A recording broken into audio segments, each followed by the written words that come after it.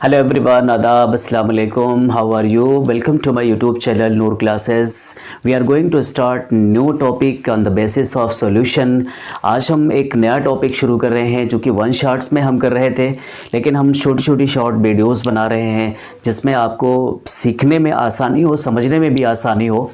तो सबसे पहले हम शुरू करते हैं। आज हम हेनरी लॉ को पढ़ेंगे और राउट्स लॉ को भी पढ़ेंगे, लेकिन उससे पहले चूँकि राउट्स लॉ और हेनरी लॉ को पढ़ें इससे पहले हम क्या करते हैं, द्रव्य विलयन को थोड़ा सा डिस्कस कर लेते हैं।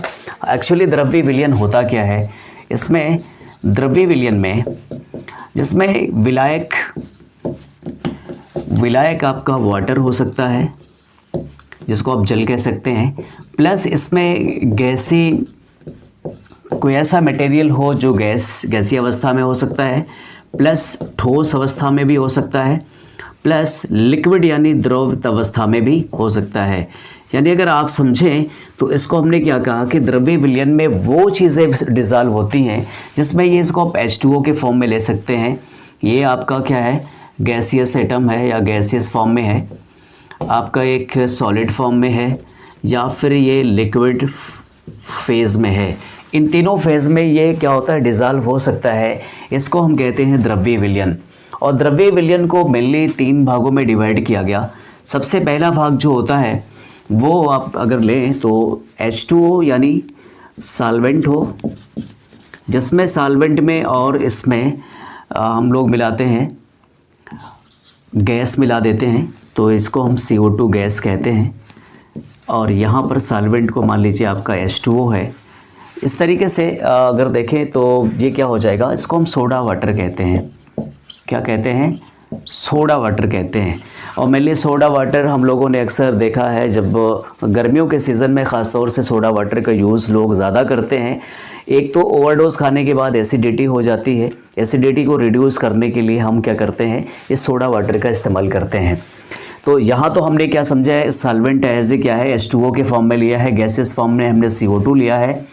और इसके बाद क्या देखते हैं कि यहाँ पर लिक्विड और लिक्विड क्या होते हैं, लिक्विड प्लस लिक्विड, दोनों सॉल्वेंट और सोल्यूट क्या होते हैं। मान लीजिए ये आपका सॉल्वेंट है, दूसरा आपका क्या है, सोल्यूट है। ये दोनों की फेज़ क्या है, लिक्विड स्टेज में है। ये दोनों फेज़ क्या है, लिक्विड फेज़, सॉल्वेंट भी लिक्विड फेज़ में है, सोल्यूट भी लिक्विड फेज़ में है। जैसे मान लीजिए सपोज दैट H2O है और यहाँ पर हमने क्या लिया, C2H5OH, जिसको आप एथिल अल्कोहल कहते हैं। पानी में जब शराब को डिज़ॉल्व करते हैं तो वो घुल तो जाता है, पर ये क्या होता है, लिक्विड फेज़ में होता है। नेक्स्ट अगर आप देखेंगे तो यहाँ पर सॉल्वेंट है प्लस सॉलिड स्टेज में है।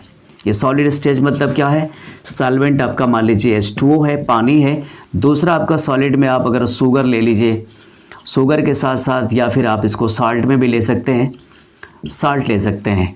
अक्सर हमने देखा हो गर्मियों के सीज़न में लोग शरबत बना के पीते हैं, तो उसमें पानी में हम लोग क्या मिला लेते हैं, सुक्रोज यानी शुगर मिलाते हैं और साल्ट मिला लेते हैं। तो विलयन जो बन रहा है, जो इस तरीके का द्रव्य विलयन बन रहे हैं, जिसमें एक क्या होता है, सॉल्वेंट होता है, दूसरा सोल्यूट होता है। एज ए सोल्यूट के फॉर्म में CO2 क्या होता है, सोल्यूट के फॉर्म में डिज़ॉल्व होता है। लिक्विड में देखेगा तो सॉल्वेंट और सॉल्यूट में क्या होता है, H2O और C2H5OH, ये भी लिक्विड फेज़ में होता है।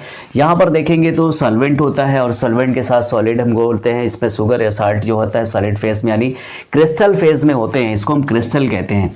साल्ट के क्रिस्टल या शुगर के क्रिस्टल कहते हैं, H2O होता है।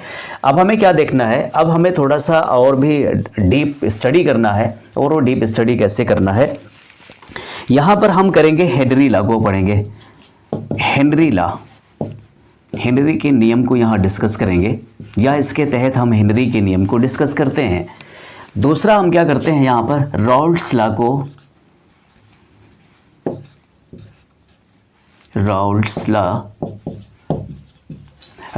को डिस्कस करते हैं, जहाँ पर हम लोग एक चीज़ और देखते हैं, आइडियल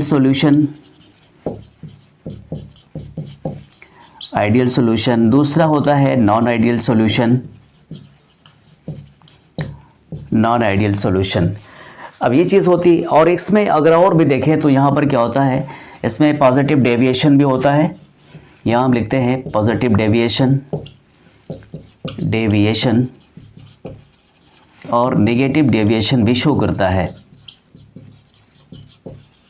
मतलब इसका जो पॉजिटिव डेविएशन है और नेगेटिव डेविएशन है, जिसका देखेंगे इसके बाद हम देखेंगे, डेविएशन के बाद हम देखेंगे, इसमें देखें तो इसमें एक 1/2 गुणांक होता है, 1/2 कोफिशिएंट, 1/2 गुणांक। इस तरीके से हमने क्या डिस्कस किया, 1/2 गुणांक को डिस्कस कर लिया।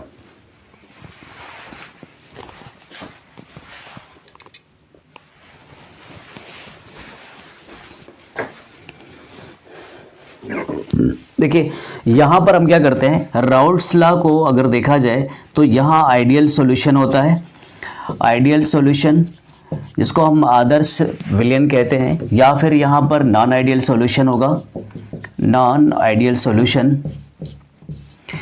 इसमें डेविएशन होता है जिसको हम विचलन कहते हैं, क्या कहते हैं, विचलन कहते हैं, या फिर इसको हम डेविएशन कहते हैं, इंग्लिश में डेविएशन कहते हैं।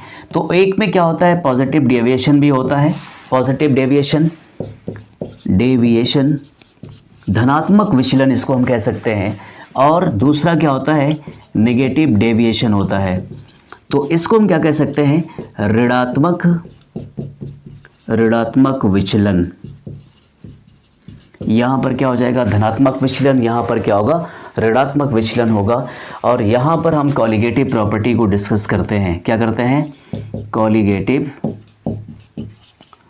प्रॉपर्टी को डिस्कस करते हैं। और दूसरा यहाँ पर हम क्या करते हैं, इसी के रेफरेंस में 1/2 गुणांक को भी यहाँ डिस्कस करते हैं। तो हमने क्या देखा, द्रव्य विलयन में देखा कि विलायक जो होता है वो मान लीजिए H2O है, उसमें गैस और ठोस और द्रव तीनों चीज़ें क्या होती है, डिज़ोल्व हो सकती हैं। द्रव्य विलयन को हमने 3 भागों में बांटा। सबसे पहले भाग में सॉल्वेंट लिया जिसमें H2O है, CO2 गैस यानी सोल्यूट है, इसको हम सोडा वाटर कहते हैं। ये किसके तहत डिस्कस होता है, वो हेनरी लॉ के अकॉर्डिंग जो होता है उसको डिस्कस किया जाता है या फिर पढ़ा जाता है। लिक्विड फेज सेकंड स्टेप जो होती है, लिक्विड होता है जिसमें सॉल्वेंट और सोल्यूट दोनों लिक्विड होते हैं, जैसे H2O और C2H5OH। यहाँ पर राउल्ट्स लॉ को हम डिस्कस करते हैं। और फिर आइडियल सॉल्यूशन और नॉन आइडियल सॉल्यूशन का इसमें डिस्कस किया जाता है, जिसका विचलन जो होता है, डेविएशन जो होता है, वो पॉजिटिव भी हो सकता है और नेगेटिव भी हो सकता है। यहाँ पर सॉल्वेंट और सॉलिड को हम क्या करते हैं, डिजॉल्व करते हैं, जिसमें हमने देखा शरबत पीते हैं, पानी में हम लोग शुगर और साल्ट के क्रिस्टल मिलाते हैं। ये कॉलिगेटिव प्रॉपर्टी भी हम यहाँ डिस्कस करेंगे और 1/2 गुणांक भी यहाँ पर हम डिस्कस करेंगे। तो हमने इतनी सारी चीज़ें जान लिया। अब अगले हम टॉप पे चलते हैं जहाँ पर हेनरी लॉ को हमें डिस्कस करना होगा। तो हेनरी लॉ के लिए हम लोगों ने क्या किया, इसको रफ करते हैं। पहले स्क्रीनशॉट ले लीजिएगा आप लोग, वीडियो को पॉज करके ले लीजिएगा, मैं थोड़ा सा आपको बताना भूल गया था। और अगर आप नोट्स बनाते हैं तो नोट बनाते रहिएगा और साफ नोट बनाइएगा, ताकि जो है फ्यूचर में आपके ये काम आए या फिर आपके छोटों को काम आए, ताकि जो है आप सही तरीके से मेमोराइज़ कर सकें। सही लिखा होगा तो पढ़ने में भी जी लगता है। अब चलते हैं हम लोग हेनरी लॉ को डिस्कस कर रहे हैं। अब अगर हम नियम को देखें, हेनरी के नियम को, तो हेनरी को हम डालते हैं हेनरी का नियम। इसमें एक साइंटिस्ट महोदय हैं हेनरी, उन्होंने कहा कि स्थिर ताप पर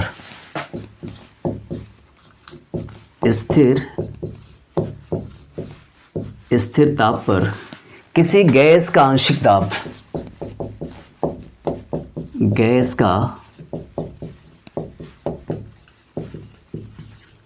आंशिक दाब, उस विलयन में गैस के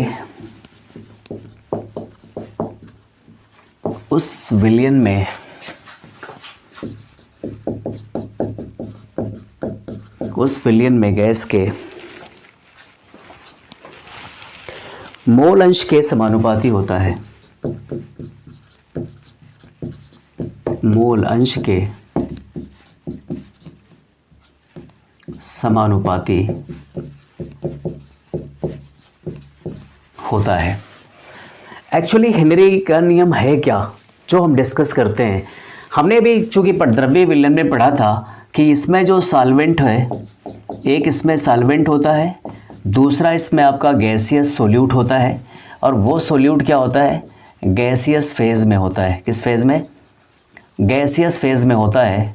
सोल्यूट गैसियस फेज में होता है। Solvent as a liquid form में होता है। मान लीजिए H2O है, जिसको हम सोडा वाटर कहते हैं। क्या कहते हैं? सोडा वाटर कहते हैं। इसको हम यहाँ लिख देते हैं, थोड़ा सा छोटा लिख देते हैं, सोडा वाटर कहते हैं। ये गर्मियों के सीज़न में हम लोग ज़्यादा पीते हैं, इसलिए कि चूँकि गर्मी भी ज़्यादा होती है और डिहाइड्रेशन होने का ख़तरा रहता है, तो और ज़्यादातर एसिडिटी हो जाती है ओवर डोज लेने पर, यानी खाना ज़्यादा खाने पर। खैर वो अलग चीज़ है। तो हेनरी ने क्या कहा कि किसी भी, मान लीजिए मैं सपोज़ दैट अगर आपसे ये कहूँ कि एक पॉट ले लीजिए और एक पॉट में आपने 2 लोगों का क्या बनाया, एक सॉल्यूशन बनाया। मान लीजिए आपका ये H2O है, इसमें पानी है और इसी में आपने CO2 डाल दिया, कार्बन डाइऑक्साइड को आपने डिज़ोल्व करना चाहे। एक तो ये गैस है, इस गैस को जब आप यहाँ डिज़ोल्व करेंगे उस वक्त आपको क्या महसूस होगा या क्या आप समझ सकते हैं इससे? क्या गैस इसमें डिज़ोल्व हो जाएगी? जी बिल्कुल होगी, पर क्या, कैसे? ये प्रेशर हम इसमें ज़्यादा लगाते हैं। किसमें? इस गैस को डिज़ोल्व करने के लिए प्रेशर जो होता है वो मैक्सिमम हमें करना पड़ेगा, जिसके अकॉर्डिंग क्या होगा, यानी वो उसके मोल अंश के समानुपाती होती है। मान लीजिए हमने जो प्रेशर लगाया है वो प्रेशर क्या हो जाएगा, प्रोपोर्शनल टू एक्स के होगा। एक्स क्या होता है? गैस है जो ये गैसियस फॉर्म में है। अब अगर हम इसको क्या करें, P प्रोपोर्शनल को हमने प्रोपोर्शनल को हटाना है तो हमें एक कांस्टेंट लाना होगा और वो कांस्टेंट क्या है, KH है, जिसको हम कह सकते हैं X यानी G। ये इसके बराबर हो गया। अब इसका मतलब क्या हुआ, KH का मतलब होता है हेनरी स्थिरांक। हेनरी स्थिरांक इसको हम कहते हैं।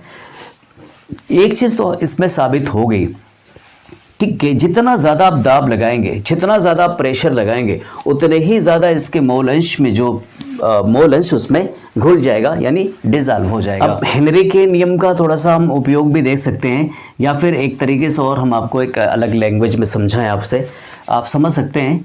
थोड़ा सा आप सेंसिबल होइए और थोड़ा सा आप समझने की कोशिश करिएगा। मैंने एक कंटेनर लिया और इस कंटेनर में मैंने आपसे ये कहा कि एक सॉल्वेंट है और एक क्या है, सोल्यूट है। ये इसको B हम लिख देते हैं, सोल्यूट है। दोनों को आपको डिज़ोल्व करना हो। एक लिक्विड स्टेज में है, मान लीजिए ये लिक्विड फॉर्म में है और ये गैसियस फॉर्म में है। ये लिक्विड फॉर्म में है और ये गैसियस फॉर्म में है। तो कह रहा है कि प्रेशर आपको लगाना पड़ेगा, या हमसे आपसे हम ये पूछ लें कि किसकी अमाउंट इसमें ज़्यादा है, किसकी अमाउंट इसमें कम है, तो आप कहेंगे जो ज़्यादा होगा वो ज़्यादा डिज़ोल्व होगा। कोई भी हो सकता है, पानी भी हो सकता है, इसमें भी हो सकता है, जिसको हम सोल्यूट कहते हैं। इसमें जो जितना ज़्यादा डिज़ोल्व होगा, जितनी ज़्यादा उसकी मात्रा होगी, वो उतना ही ज़्यादा उसमें इस कंटेनर में होगा। यानी कहने का सेंस ये है, जितना ज़्यादा प्रेशर होगा उतने ही ज़्यादा, यानी X के जो मोल होंगे या जो उसका अंश होगा वो उतने ही ज़्यादा क्या होगा, डिज़ोल्व होगा। और हमने देखा कि सोडा वाटर में यही चीज़ें होती हैं कि सोडा वाटर में हमने पानी में CO2 को डाला है, या कोल्ड ड्रिंक को अगर आप देखेंगे तो जब हम उसको कोल्ड ड्रिंक की बॉटल की जो कैप होती है उसको खोलते हैं, फ़ौरन आप देखेंगे कि ऊपर की तरफ वो चला आता है। तो हमने हेनरी लॉ को पढ़ लिया। उसके साथ साथ इसकी एप्लीकेशन है। इसकी एप्लीकेशन क्या है? एप्लीकेशन का मतलब होता है अनुप्रयोग, हिंदी में कहते हैं अनुप्रयोग। क्या मतलब है इसका अनुप्रयोग का?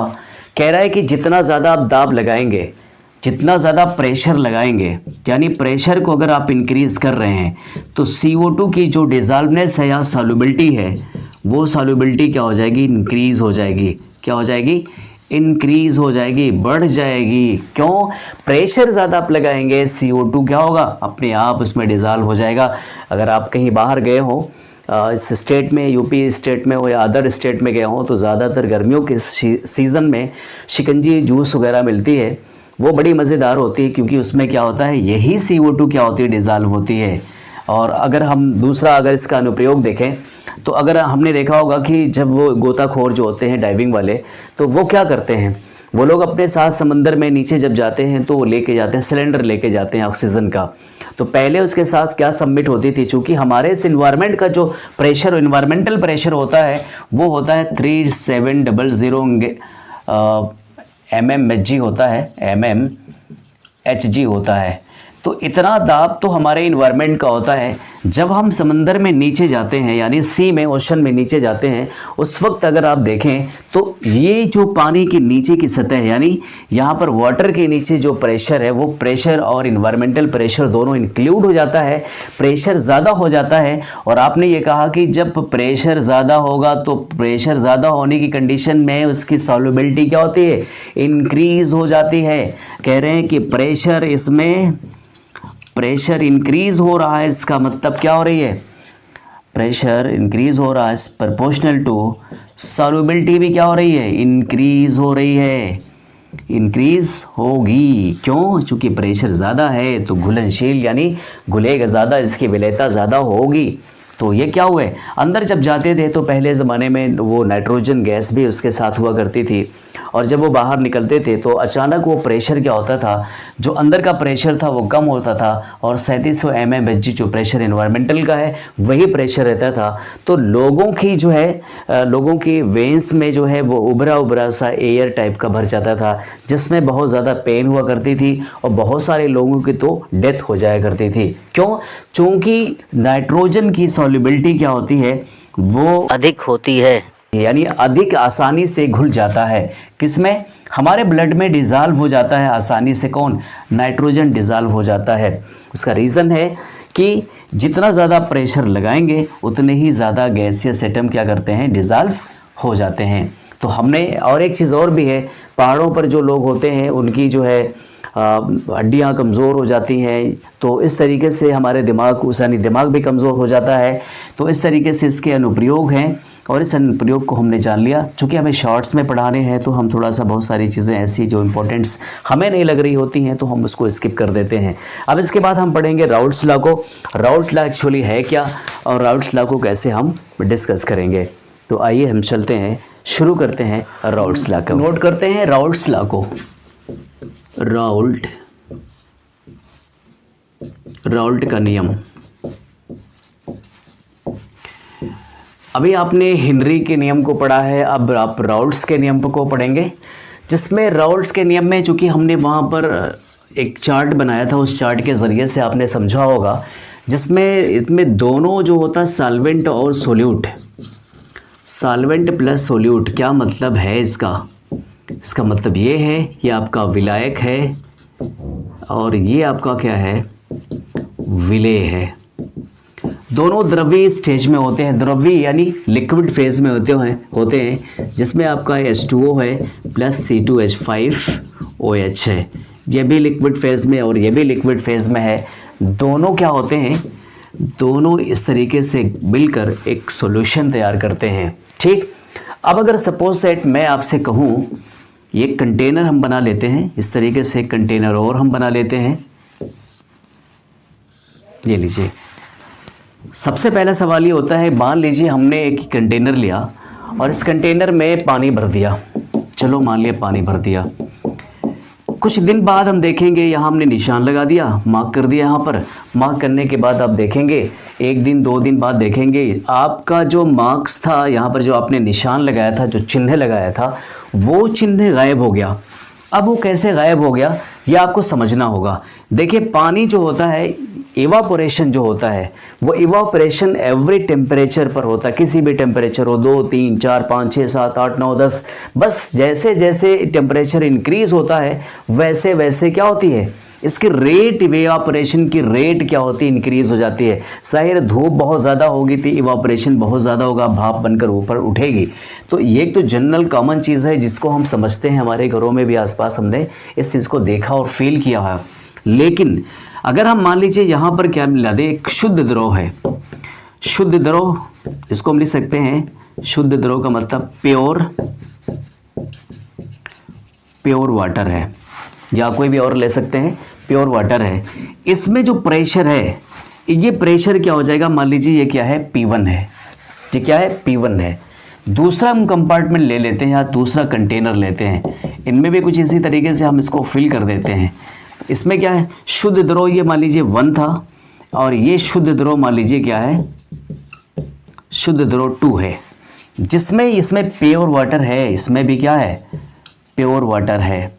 और इसका जो प्रेशर होगा क्या हो जाएगा, वो P2 हो जाएगा। इनको समझने से पहले थोड़ा सा मैं आपको पीछे ले चलता हूँ, और पीछे वहाँ ले चलता हूँ जिसको हम कहते हैं साम्य वाष्प दाब। हम यहाँ ले चलते हैं, थोड़ी देर के लिए आपको बिजी रखते हैं। सबसे पहले देखते हैं कि साम्य वाष्प दाब क्या होता है या वाष्प दाब क्या होता है। तो चलिए शुरू करते हैं। वाष्प दाब, चूँकि अभी हमने इस चीज़ को डिस्कस किया कि यहाँ से पानी कहाँ पहुँच गया, यहाँ पहुँच गया, और ये किसमें भाप में कन्वर्ट होकर ऊपर उड़ गया, ठीक। लेकिन जब हम इस पॉट को बंद, इस कंटेनर को बंद कर देते हैं, पहले इस कंटेनर को आंशिक रूप से हमने क्या किया, फिल किया।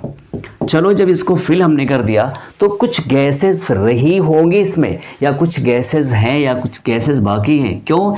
इसलिए कि ये वैकेंट है, और वैकेंट में क्या होती है, थोड़ी बहुत गैसेस क्या होती हैं, मिल जाती हैं।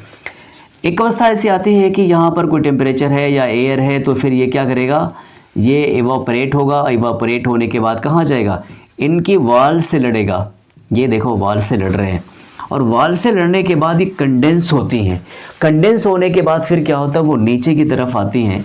अगर मैं आपको दिखाऊं, नीचे की तरफ आती हैं और कुछ इस अपर लेयर पर आती हैं। कहाँ पर, अपर लेयर पर आती हैं। एक सरफेस पर क्या बना लेती हैं, अवरोध उत्पन्न करती हैं या प्रोहिबिशन उत्पन्न करती हैं। क्यों? इसलिए कि यहाँ पर जो है ये गैसियस लिक्विड था, लिक्विड से गैसियस स्टेज में चेंज हुआ, और वो यहाँ गया, वहाँ से कंडेंस हुआ। कंडेंस होने के बाद वो क्या हुआ, यानी सबसे ऊपरी लेयर पर पहुँच आया। ये जो आप सिंबल देख रहे हैं, इसको हम कहते हैं रिवर्सिबल। इसको हम क्या कहते हैं, रिवर्सिबल, जिसको हम हिंदी में कहते हैं उत्क्रमणीय। उत्क्रमणीय मतलब, उत्क्रमणीय का मतलब होता है, रिवर्सिबल का मतलब होता है forward, forward reaction and backward reaction both, यानी दोनों रिएक्शन होती है। रिवर्सिबल का मतलब होता है, अब ये इस तरीके से यहाँ जब आ जाता है तो फिर ये अपने पास से इनको जाने नहीं देता। यानी एक अवस्था ऐसी आती है जहाँ पर इसमें वेपर बनना बंद हो जाएंगी, और जब वेपर बनना बंद हो जाएंगी तो फिर ना तो वो कंडेंस होगा, ना तो फिर ड्रॉपलेट्स में चेंज होगा। तो हमने क्या देखा कि दो चीज़ें हमने देखी, शुद्ध द्रव एक है, शुद्ध द्रव दो है। जब हमने क्या किया, इन दोनों को मिला दिया, इन दोनों को क्या किया, मिला दिया। इससे ये हमें समझ में आ गया कि इसको हम कहते हैं साम्य वाष्प दाब कहते हैं। क्या कहते हैं, साम्य वाष्प दाब कहते हैं। ये तो हो गया साम्य वाष्प दाब।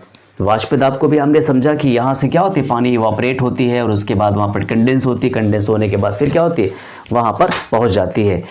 एक चीज़ हमने देखा होगा कि बचपन में, अब तो कुल्फ़ी वगैरह,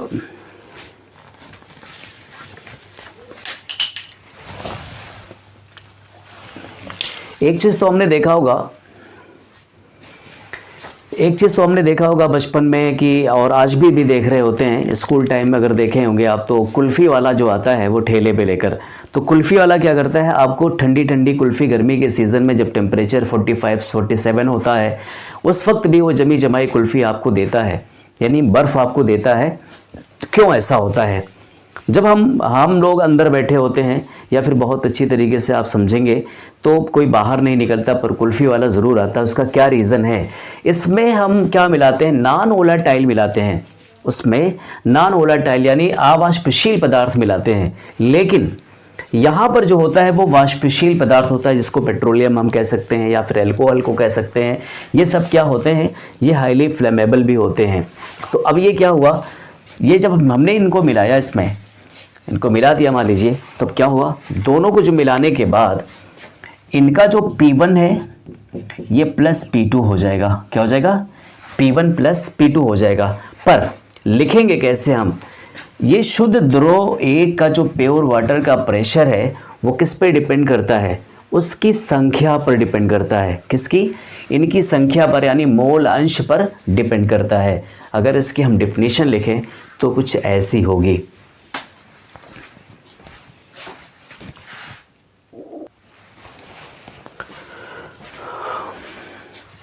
हम लोग डिफिनीशन लिखते हैं, थोड़ा सा यहाँ पर लिख देते हैं डिफिनीशन। फिर उसके बाद अभी बता देंगे। डिफिनेशन लिखते हैं, किसी द्रव्य विलयन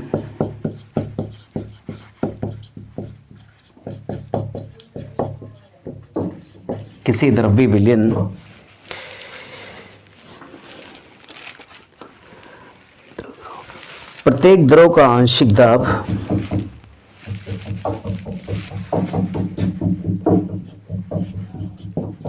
द्रव प्लस द्रव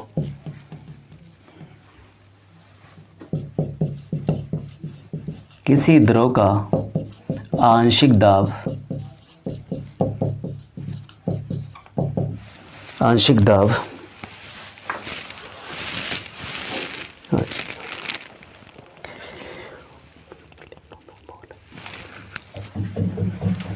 उसके विलयनों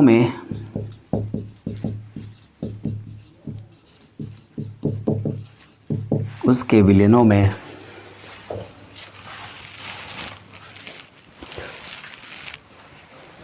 मोल अंश के समानुपाती होता है।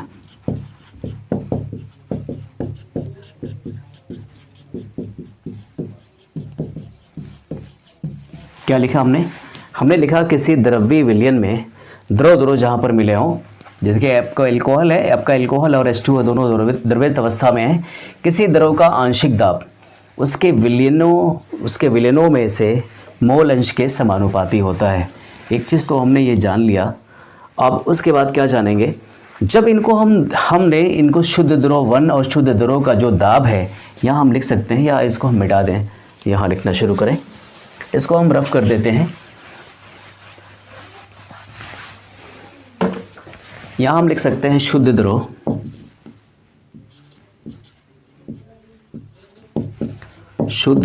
एक का वाष्प दाब P1 से डिनोट करते हैं।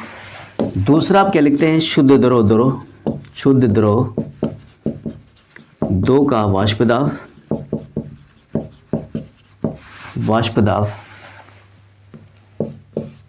P2,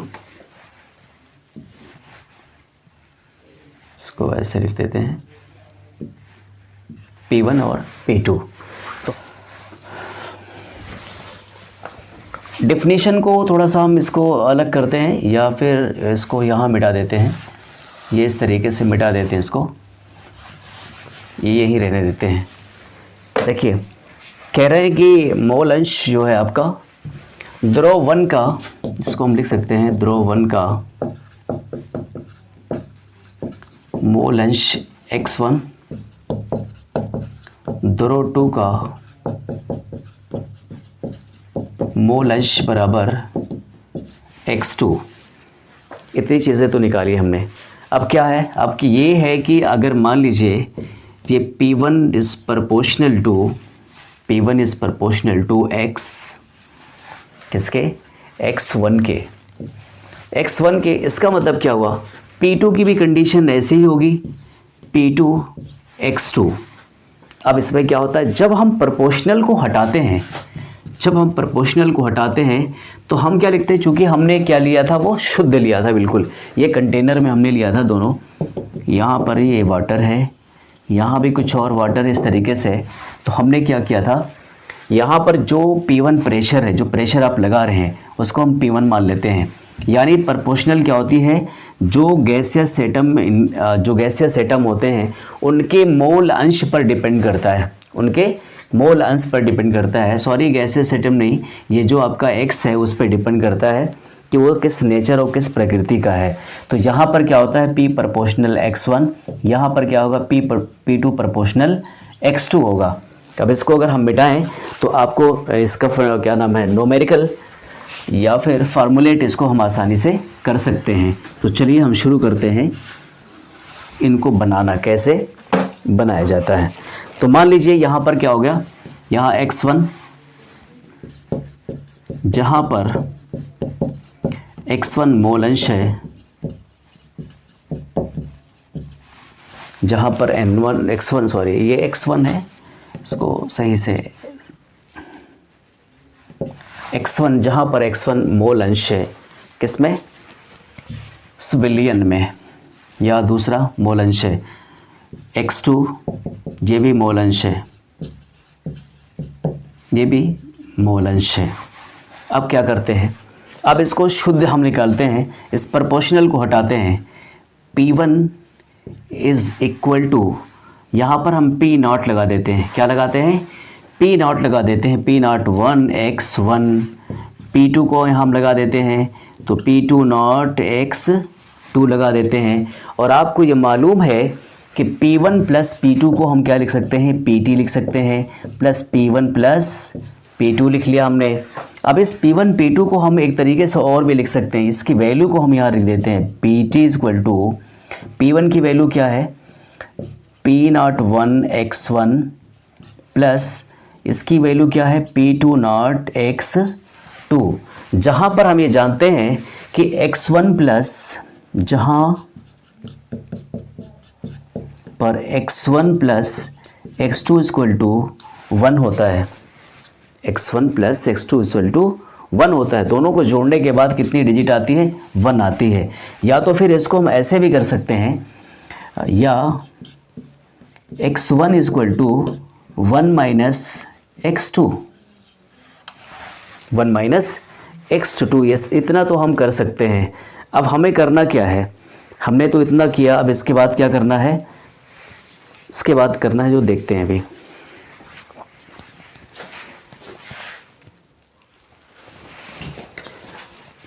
अब यहाँ पर हम एक चीज़ देखें, अगर थोड़ा सा इसको हम रफ़ कर दें, ये इसको हमने रफ़ कर दिया। रफ़ करने के बाद देखिए यहाँ थोड़ा सा इधर लेके आए, यहाँ वैल्यू रखिए P1, PT इक्वल टू क्या हो जाएगा?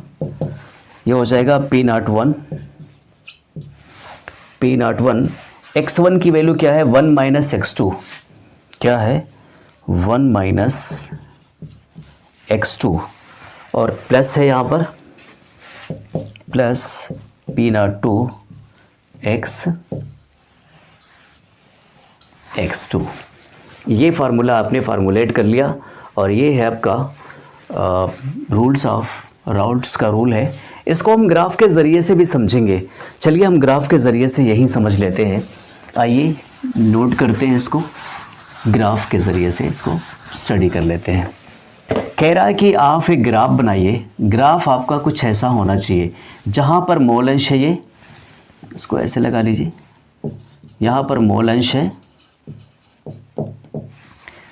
और यहाँ पर जो है मोल अंश के अलावा यहाँ पर दाब है। यहाँ पर क्या है? दाब है, जिसको आप प्रेशर कहते हैं, और प्रेशर को हम P कहते हैं। मोल अंश आप x से डिनोट कर सकते हैं। तो चलिए हम इसको स्टडी करते हैं। कह रहा है कि x1 इक्वल टू, यहाँ पर हमने क्या मान लिया है? 0 मान लिया। यहाँ पर x1 इक्वल टू वैल्यू 1 मान लिया। यहाँ पर x2 की वैल्यू यहाँ पर 1 मान लिया। यहाँ पर x2 की वैल्यू क्या मान लिया? 0 मान लिया। देखिए दो चीज़ें हैं, कहाँ से जा रहा है? x1 मान लीजिए अगर 0 है तो कहाँ तक पहुँच रहा? 1 तक पहुँच रहा है। अगर x2 यहाँ पर क्या है? x1 इक्वल टू 1, यानी यहाँ पर क्या है? इसकी क्षमता है, मोल अंश यहाँ पर ज़्यादा है। x2 इक्वल टू 1 हमने रखा यहाँ पर, और यहाँ पर क्या रखा? x2 equal to 0। तो ग्राफ को अगर हम समझें तो कैसे बनेगा? x1 इक्वल टू, यहाँ पर देखिए x1 है, ये x1 इक्वल टू क्या है? 0 है। तो कहीं ना कहीं अगर आप देखेंगे, यहाँ भी बना लीजिए आप इस तरीके से कि लाइन डाटा बना लीजिएगा, तो वो कैसे बनती है उसको हम लोग देख लेते हैं। सबसे पहले देखेंगे x1 0 है, इस 0 से कहाँ तक जा रहा है? 1 तक जा रहा है। इसका मतलब क्या है